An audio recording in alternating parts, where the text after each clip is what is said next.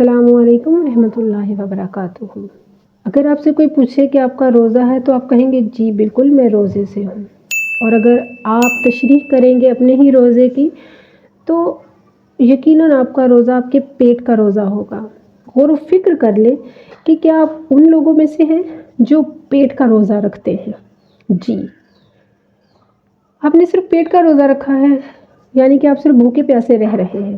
تو غور و فکر کر لیں کہ اللہ سبحانہ و تعالیٰ کو آپ کے بھوکے پیاسے رہنے کی کوئی ضرورت نہیں ہے۔ روزہ پیٹ کا نہیں، روزہ آپ کے کانوں کا بھی ہوتا ہے، روزہ آپ کی آنکھوں کا بھی ہوتا ہے، روزہ آپ کی زبان کا بھی ہوتا ہے، حتیٰ کہ روزہ آپ کے ہاتھوں کا بھی ہوتا ہے۔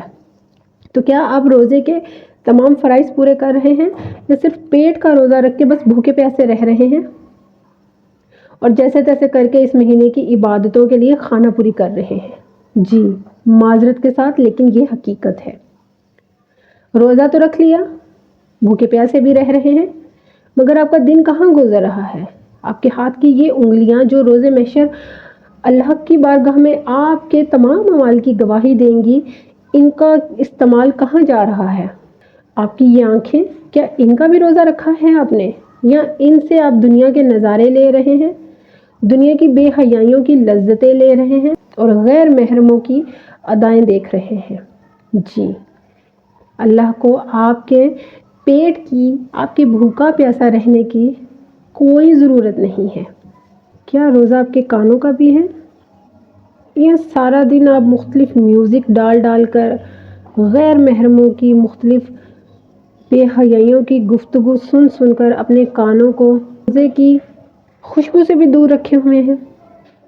کیا آپ کی زبان کا بھی روزہ ہے، یا دن بھر پیٹ کا روزہ رکھ کر زبان سے غیر محرموں کے ساتھ اللہ کی بے حیائیوں والی گفتگو ہوتی رہی، چاہے وہ محبتوں بھری ہو چاہے وہ لذتوں بھری ہو؟ ہوئی تو غیر محرموں کے ساتھ کرنے والی گفتگو اللہ کی بے حیائیوں والی گفتگو ہی۔ کیوں نہیں آپ غور و فکر کرتے کہ روزہ انسان کے پورے جسم کا ہے، انسان کے تن کا بھی ہے اور انسان کے من کا بھی ہے۔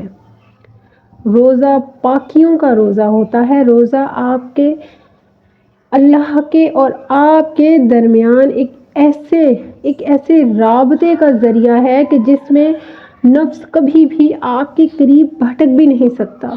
غور و فکر کریں کہ یہ روزہ آپ کا روزہ نہیں ہے، آپ صرف بھوکے پیاسے رہ رہے ہیں اور اللہ سبحانہ و تعالیٰ کو آپ کے بھوکے پیاسے رہنے کی کوئی ضرورت نہیں ہے، قطعی بھی ضرورت نہیں ہے اللہ سبحانہ و تعالیٰ کو آپ نے صرف پیٹ کا روزہ رکھا ہو اور باقی اعضاء آپ کے دنیا کے فتنوں میں بری طرح ملوث بھی ہیں، بری طرح مدہوش بھی ہیں۔ یا آپ کے نزدیک روزہ صرف ویٹ لاس کرنے کا ذریعہ ہے؟ جی، تو غور و فکر کر لیجئے، آپ کچھ بھی نہیں کر رہے، آپ کو کچھ حاصل نہیں ہونا، یہ صرف آپ بھوکا پیاسا رہ رہے ہیں اور روزہ رکھ رہے ہیں۔ اور جو تو ویٹ لوز کرنے کے چکروں میں روزہ رکھتے ہیں، پھر وہ تو جان لیں کہ وہ تو صرف اپنے تن کو سنوارنے کے لیے روزہ رکھنے کی بھرپور کوشش کر رہے ہیں، من کو سنوارنے کی تو انہوں نے ذرا سی تکلیف بھی نہ کی۔ تو غور و فکر کیجئے کہ تن کا روزہ اور من کا روزہ اللہ کی قربت پانے کا ذریعہ ہے کون سا؟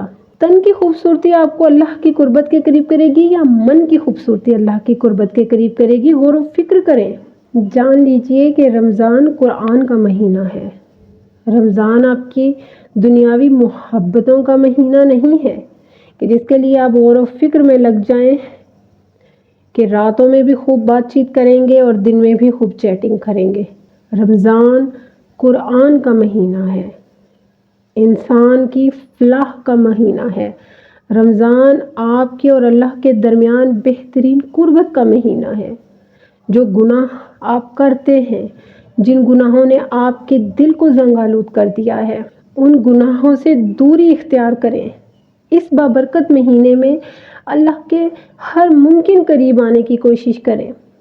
جب آپ اس مہینے میں خود کو اللہ کی پاکیوں اور حیاؤں کی طرف لے کے جائیں گے تو یقین جانیے آپ اس کے قریب ہو جائیں گے، ان گناہوں سے دور کر دیے جائیں گے، ان زنگ آلود ان زنگ آلود گناہوں سے آپ کو اتنی خوبصورتی سے پاک کر دیا جائے گا کہ جیسے آپ ان گناہوں کے کبھی قریب بھی نہ گئے ہوں۔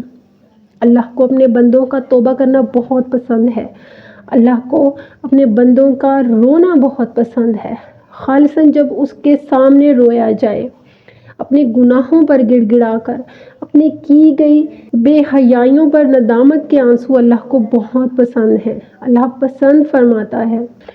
کیوں آپ دنیاوی محبتوں اور دنیاوی رشتوں کے قائل ہو گئے ہیں؟ وہ رشتے جو چند سال بھی آپ کے ساتھ نہیں رہتے، جو رشتے آپ کے ساتھ وفا ہی نہیں کرتے، کیوں آپ کو فکر نہیں ہے؟ کیوں آپ لوگ اپنے خساروں کو خود سمیٹنے لگ گئے ہیں؟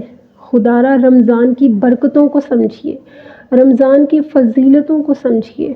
اللہ سبحانہ و تعالیٰ کی قربت بہترین قربت ہے۔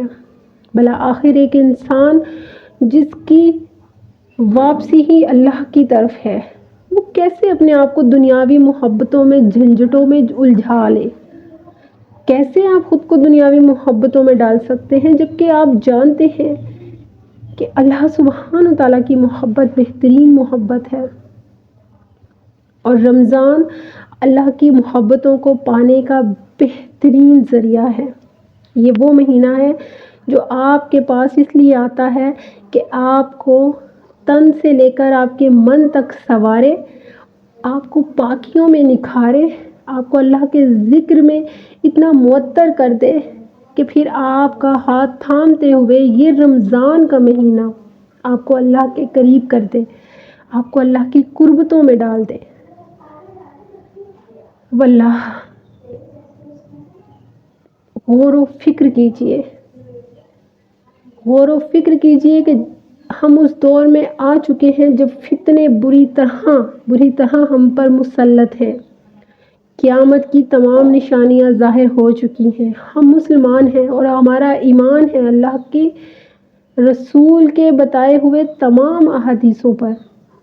غور و فکر کریں کہ وقت یقیناً کم ہے، یہ سوچ کر کہ یہ رمضان کہیں آپ کی زندگی کا آخری رمضان نہ ہو، کہ یہ رمضان کہیں کائنات کا آخری رمضان نہ ہو۔